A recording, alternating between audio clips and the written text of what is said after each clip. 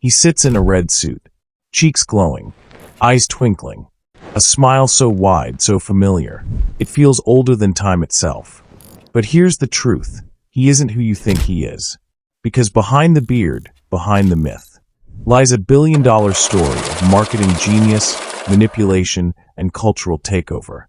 The Santa Claus we know today, the jolly old man in red, wasn't born in the North Pole. He was manufactured by Coca-Cola. The year is 1929. America is falling apart. The Great Depression has swallowed hope. Families are losing homes, and joy feels extinct. Christmas, once a simple religious holiday, has grown dim. Stores are quiet. Chimneys are cold. And then, in the middle of all that misery, a soda company with falling sales decides to change everything. Coca-Cola. Their problem? People didn't want to drink an ice-cold soda in the freezing winter. Their solution? Turn Christmas into a reason to drink one. Coca-Cola's executives were desperate. They'd built an empire on summer thirst. But in winter, profits froze solid. They needed a miracle. And they found one, not in a factory, but in the imagination of an artist named Haddon Sundblom. Sundblom was a commercial illustrator, known for painting wholesome, larger-than-life figures that glowed with warmth. When Coca-Cola hired him in 1931, they didn't ask for Santa Claus.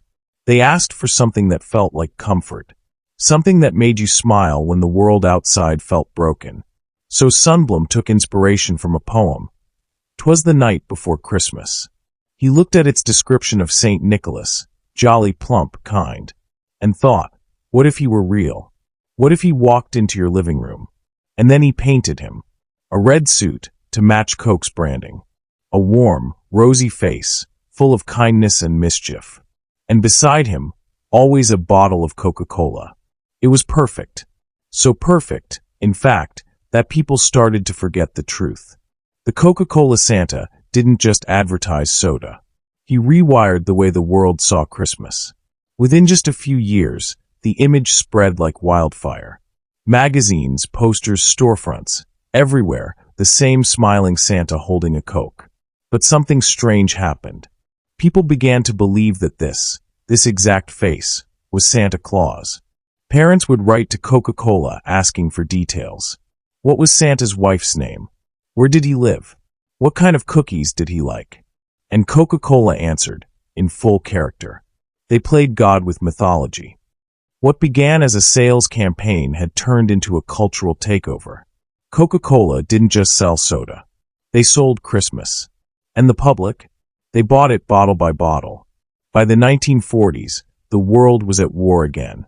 But in every army barracks, on every base, soldiers still got postcards from home, with that same red-suited man smiling back at them. Santa became a symbol of hope, a reminder of what America was fighting for: family, warmth, joy. But behind the curtain, Coca-Cola was quietly embedding itself deeper into every household. They'd made themselves inseparable from emotion.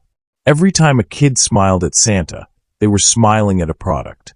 It was the most successful emotional manipulation in marketing history.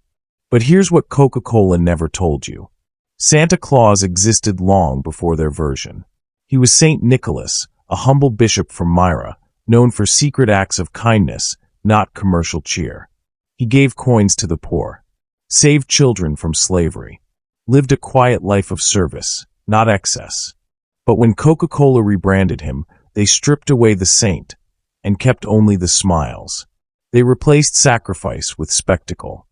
And the world loved it, because it was easier to believe in a man who brought toys than one who demanded we give to others. By the 1950s, Coca-Cola's Santa was unstoppable. TV commercials, storefront mannequins, billboards across continents. Every red hat, every white beard, every twinkle of Christmas lights. It all traced back to a soda company's marketing boardroom. Even rival brands eventually gave up trying to separate Christmas from Coke, because by then, the two had fused into one. The modern world's idea of Christmas, the imagery, the colors, the joy, wasn't born in Bethlehem.